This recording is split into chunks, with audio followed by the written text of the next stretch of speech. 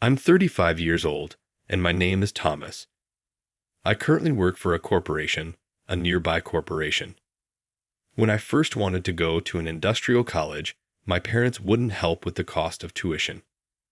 In order to pay for education, I worked part-time jobs whenever I could and saved money. I eventually succeeded in getting the job I desired. Many of my peers were always having fun and making a lot of noise, and they received financial support from their parents. They must not have ever had to balance working a part-time job and studying for examinations or worry about money. That's what I recall thinking while I saw them. They were nice guys, but all they talked about was females, drinking, darts, and the pretty girls they worked with part-time. I had to work constantly because my meager high school funds were insufficient at the time. Our themes, morals, and financial circumstances differed. Since I was constantly worn out from job and school, I was unable to actually get to know them. But I was in no position to whine about my circumstances. I put in as much effort as I could because I knew I couldn't depend on my parents. My sister and I were just half-siblings, and both of our parents had remarried. Jenna, my sister, was 12 years my junior. She was charming and gorgeous and kind of looked like my stepmother. I loved her, but I didn't feel at home since I felt like I was only half of the family. The awkwardness with my stepmother was lessened, though, because it seemed that my parents would rather live as a couple. We hardly ever saw them because they were usually going out together and returning home late. Even though our parents took care of our fundamental requirements, we didn't communicate much. Perhaps that's why Jenna and I started to become reticent and quiet. As Jenna became older, she spent more time in her room and less time chatting to me. She stopped smiling at home, and although I didn't know her at school, I began to worry about her. I made a concerted effort to converse with her. She was irritated at first, but I persisted. I engaged them in conversation by saying basic things like dinner's ready or welcome back, discussing TV shows and insignificant events that happened during the day.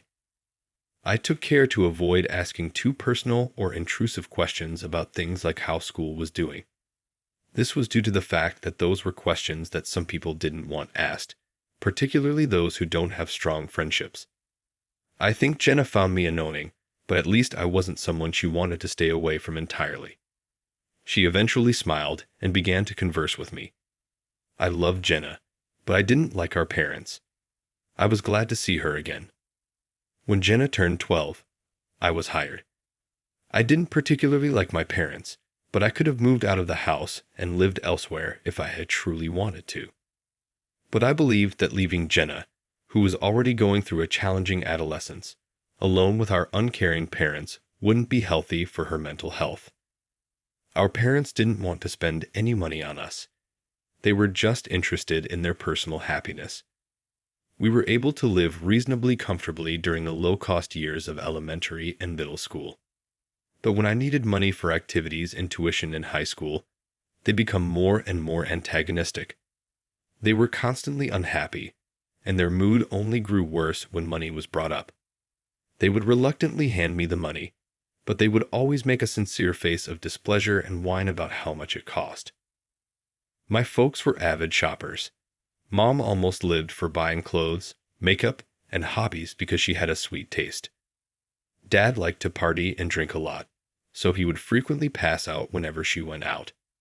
Their habits combined with Dad's meager income meant there was never any money left over for us to do our own thing. I asked my high school homeroom teacher and advisor for permission to work part-time on weekends and holidays while I was having a dilemma regarding my future. Usually, they would have advised me to concentrate on my studies and extracurricular activities, but after we had a discussion, it was evident that my parents didn't want to cover anything except tuition and the necessities of life. We'll cover the children's essential living expenses, but we don't see the need for anything more. My father answered without hesitation. They should take care of their own costs now that they are older kids. My professors saw the look on my father's face and knew. The teachers said nothing for a time after my father left the room, then finally said, "Do your best. I began working at a fast food restaurant in the area. It was really taxing to juggle employment and school obligations. Since attending a private school was out of the question, I had to focus on my studies in addition to keeping up my connections. Looking back, I think that being too busy and always tired to think about my shortcomings or lack of friends ended up being a blessing in disguise. I lived fairly well with Jenna in a house with hardly any grown-ups, despite the fact that I was always exhausted. Jenna abruptly told me she had a boyfriend on her 23rd birthday. Jenna had always been quiet and distant, so I was taken aback. She'd apparently been approached by a businessman who frequented her place of employment. It made logical, as Jenna was clearly gorgeous. I felt conflicted, but Jenna remarked, "Thomas, I detest this house. Because you were here, I've been able to get through it thus far, but now I can't get rid of the sensation that I shouldn't return." He asked me to marry him, even though I've only known him for a short while. He knew my circumstances, which is why I know he said it so swiftly. Even though Joshua and I have only been dating for 3 months, I want to marry him. I nearly lost my breath when I realized how short Jenna's relationship with her boyfriend, who we haven't seen yet, was. I might sympathize with her, but she would face difficulties in the road if she marries an unproven man. I said, "Let me meet him first, and then we can decide if you can marry him." Reluctantly, Jenna accepted. She answered, "Well, I'll introduce him to you anyhow." At just 23, Jenna had no prior romantic or professional experience and was attempting to flee with a man she had met 3 months prior. It's dangerous to consider marrying someone before getting to know his character, and Jenna's naivete is likely the reason for this. I do have some experience, albeit not a lot of it. Friends of mine have told me stories of their negative interactions with obnoxious individuals. That's why I had a slight feeling of discomfort about Jenna being married to someone she barely knew. To my dismay, Jenna appeared to be happier than before. She had either smiled or remained expressionless when speaking with me up until this point. But today she appears vibrant and has a serene expression that exudes a pink or light orange glow. I felt a little relieved to see her in that light. He has to be taking good care of Jenna.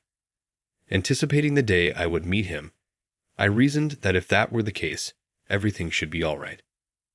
However, my optimism was going to be dashed. Her lover had picked a classy restaurant where they would meet. Jenna was adamant about getting married and disregarded my advice, stating, "Oh, by the way, the meeting is a marriage introduction. Please take care of us as our parents will be there," his parents. As she stated this, she grinned. I was beginning to think that nothing I said would matter when I saw Jenna grin. I was all but done. No, but I would have to strongly object if he turned out to be a bad character. The only one who can keep Jenna safe is me. After Jenna graduated from high school, our parents, who had always been unwilling to raise us, had ceased visiting. My suspicions led me to look through our family registry. Though thankfully our family relationships remained intact, our parents completely stopped visiting. They'd pretty well abandoned us, because Jenna was practically an adult now. Jenna and I were the only ones living together after that. We were no longer a family, even if we were linked by blood. Jenna just appeared resigned upon learning that our parents had moved out and went straight to work hunting for a high-paying part-time job. She ended up working night shifts at a family restaurant while attending college after I insisted she not sell herself short. She was too weak to work as much as she would have liked, so I used my wages to pay for part of our living expenses while she paid for her living expenses and tuition. Later, after her job hunt had not gone smoothly, Jenna made the decision to work her part-time job full-time. She seemed to enjoy it, even if the work atmosphere was challenging compared to an office job where she would have to sit at a desk. Although I was pleased with Jenna's development, I couldn't let some random stranger to take her away.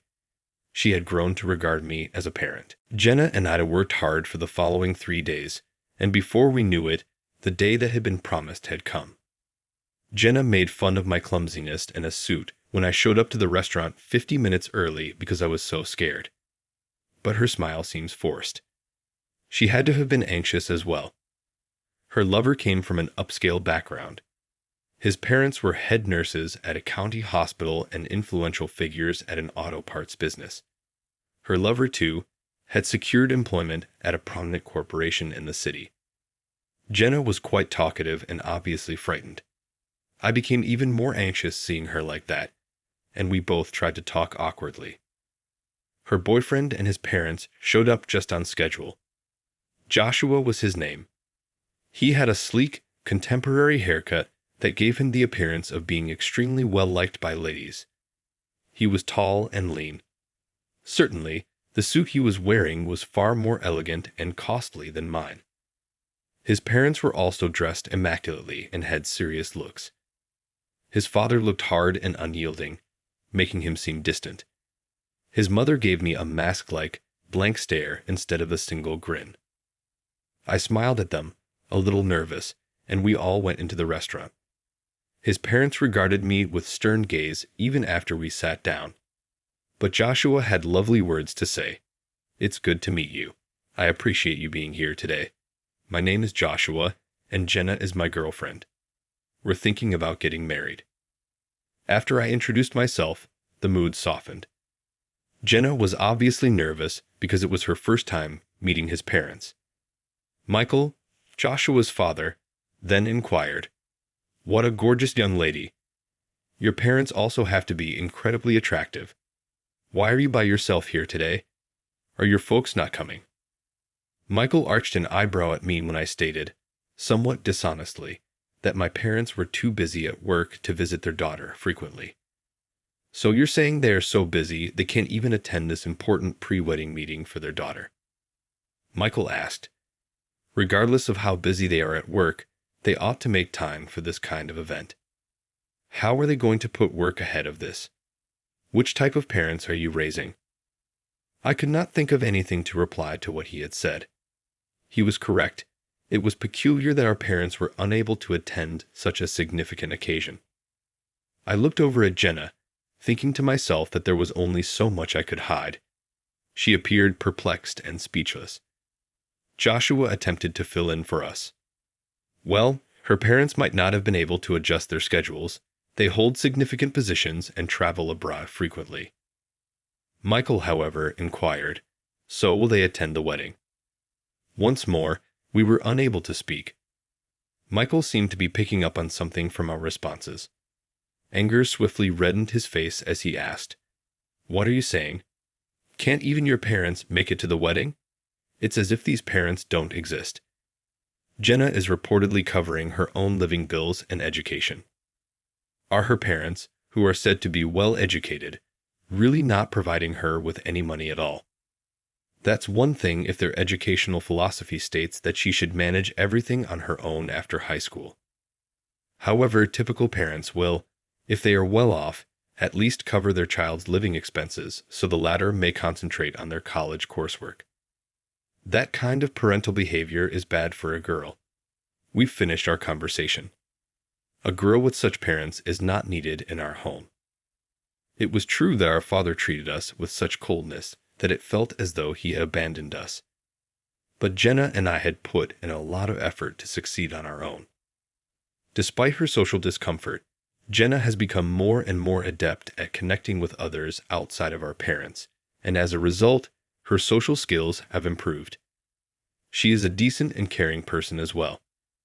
Even though some of her peers try to ignore them, Jenna is kind and treats them equally when they feel excluded. For example, she would always, and with a grin, invite the student who generally got left out before the teacher had to step in on field trips and group projects. That student was about to become a truant, but she was able to attend class every day because of Jenna's unceasing company and chats. Her teacher told me this, and it brought me to tears. Even though Jenna was frequently depressed at home, she had developed into such a kind girl. She was being ridiculed for circumstances beyond her control. Nevertheless, I had to say something. "What are you saying, Michael? Although our parents may not always be involved, they did a good job raising us." Teachers have often complimented Jenna on her sensitivity and kindness. Please don't speak of Jenna that way just because our parents' approach is different from what you expect, I retorted. Oh, so your parents will be attending the wedding, right? Michael then asked. They won't miss the wedding, even if they are currently too busy to get together. I asked you about this earlier, and you didn't respond. Why is it the case? He smiled as though he was having fun. Josh responded, Well, you see, her parents are currently involved in a major project overseas and can't easily come back, so it might be difficult for them to attend the wedding. Michael appeared astonished. That is not appropriate. Parents ought to attend their daughter's wedding, despite their hectic schedules. Do you believe you can trick me? Is it true that your parents have given up on you? They have left you alone because of this. If that's not the case, allow me to have a video conversation with them right now. Following Joshua's example, Jenna remarked, Our parents are so busy that they hardly ever get time to talk to us. We are unsure of their availability. You're trying to keep us from speaking to your parents because you're not in touch with them. Michael shot back. You believe you can fool us, but we can see right through you. A person without biological parents is not welcome in our family. Am I mistaken? His eyes were penetrating as he looked at me. I knew there was nothing left to trick him with. In addition, I couldn't fathom keeping up a relationship with a family that was so horrible, and I couldn't let Jenna join it. Although our parents may not have been the finest, we are aware that many other children have experienced worse. It was difficult to work part-time and study, but I think I managed my duties far better than those easygoing college students. We took our lives very seriously. It was excessive to have our character evaluated according to how our parents treated us. Given their elevated social standing, Joshua's parents aspired to have the ideal daughter-in-law. His assessment of Jenna's appropriateness as a prospective daughter-in-law was based only on his suspicion that, based on their observations of her parents, she might be mentally ill. It doesn't follow that children are inherently faulty because of their parents. Naturally, having kids might provide unforeseen difficulties. Although having few resources can lead to unhappiness, Joshua's parents were unable to form an accurate judgment of Jenna in such a short period of time. It was time to discipline Michael for his criticism of my sister. Ever since I found out where he worked, I had been grinning to myself. Michael was about to rise, as though he wanted to declare that there was nothing more to talk about. I should have mentioned earlier that I'm the CEO of a corporation, I said to him. I think you work for EC Corp. Isn't that the struggling business that ours is going to buy out? We were just talking about layoffs. To thrive in a modern environment, one must continue to be inventive. You claim not to require my sister. Indeed, such a rigid thinker is not needed in our organization either. Michael hesitated for a moment, looking shocked at what I had said. However, his tone abruptly shifted, and he replied, What? I was ignorant. I apologize profusely for my hurtful statements.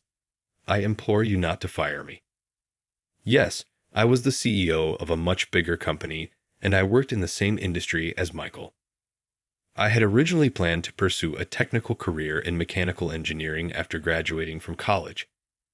I attracted the CEO's notice when I joined Company A and worked my way up the corporate ladder. I was appointed the CEO's replacement a few years ago because of his ongoing health problems and lack of children. Compared to Michael's company, Company A is a larger organization with roughly 4,000 workers. Michael's business is not small, but it was nothing in comparison to mine. Following that, I ignored Michael's repeated attempts to appease me, grabbed Jenna's hand, and said, Let's go. Having in-laws like that, no matter how wonderful they are, will only cause you pain. You deserve a better person, Jenna. And with that, I dragged her out of the shop. My heart hurt when I saw Jenna on the way home, walking slowly and wearing a dejected expression. Her entire life, she had put in a lot of work. She most certainly battled with life's challenges due of our parents.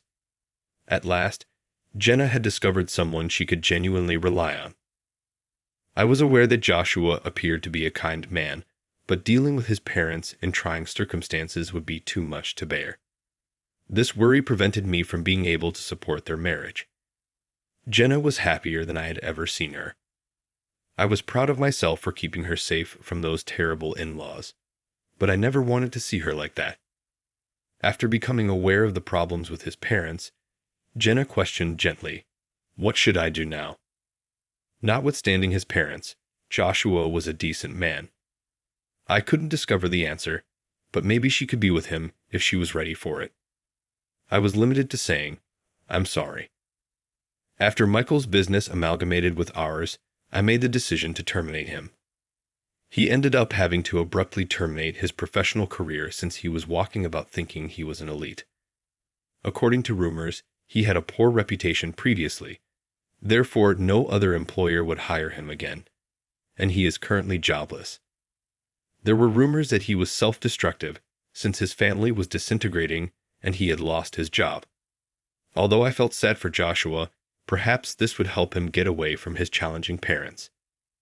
Despite her initial sadness, Jenna never placed the blame on me. But when she stopped communicating with me, I started to get depressed and wondered if she was still harboring any grudges. The marriage had been called off, albeit it was inevitable. Even without my intervention, I think it would have collapsed.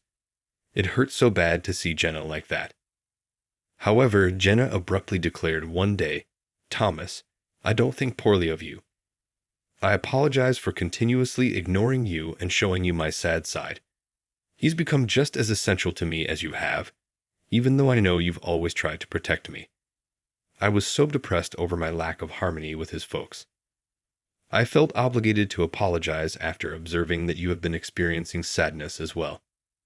I didn't have many close friends at school, and with parents like ours, I felt hopeless about having any fun in life, she said as I just stared at her. "Thomas, I chatted to you most of the time before I started school. That's why I had a lot of trouble in primary school. Everybody else smiled and conversed with such ease. I was at a loss for what to do because I had become so reliant on you. I was never satisfied with what I got from people.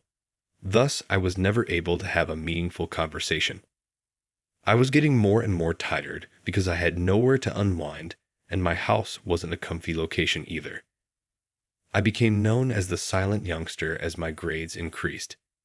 I detested that, but I was stuck in that cycle and didn't know how to be more gregarious. Yet you made an effort to support me always. No matter how late you worked, you would always come chat to me, even when I was a high school student and would spend all of my time in my room on my phone.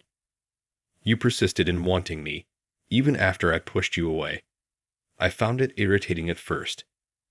I felt it was more enjoyable to glance at my phone. You learned to cook by watching your mother prepare modest meals and cooking a lot of veggies for me every day out of concern for my health. You continued to try to chat to me, even when I had nothing to say and was just watching TV. As a result, I gradually picked up conversational skills from others. I was so tired at first that I simply wanted to eat by myself. But as time went on, I began to enjoy conversing with other people. I was overanalyzing it, I realized. I used to feel like I had to talk about what other people loved or about TV series. The topics you discussed were usually straightforward, and it made me feel better to talk about them. That's why I could persevere through tedious schoolwork. Thomas, I sincerely appreciate all that you have done for me. Jenna broke down in tears and expressed her regret for everything. I simply gave her a hug as I had no idea what to say. I could always talk to someone about insignificant topics, but in a situation like this, I was at a loss for words. I felt like a brotherly failure. I spoke to her over and over, "Jenna, you'll find someone better. Jenna, someone better." She answered, "Yes," while sobbing in my arms, without saying anything more. I continued to touch her back. Jenna seems to have healed after a while, at least superficially. She returned to work and appeared content once more. But maybe as a result of what transpired previously, she declines every offer made by clients. Perhaps she finds it difficult to let go of him. I tried everything to keep her safe, but all I could do this time was keep an eye on her. Joshua severed all contact with his parents a few months later, at which point he married Jenna. As much as I worry about certain things, I constantly tell Jenna to let me know if she needs anything. I want to help Jenna as much as I can in case something happens.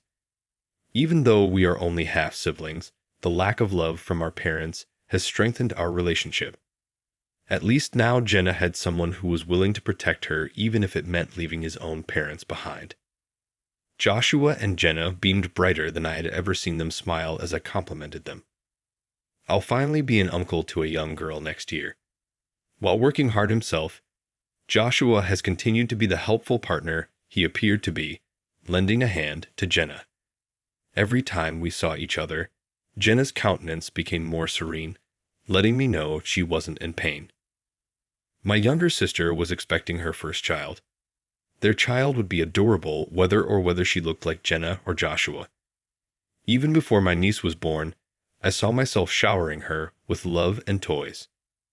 I had already intended to swoon over her. My thoughts were noticed by Jenna, who grinned broadly and added, "Uncle, thanks in advance for everything."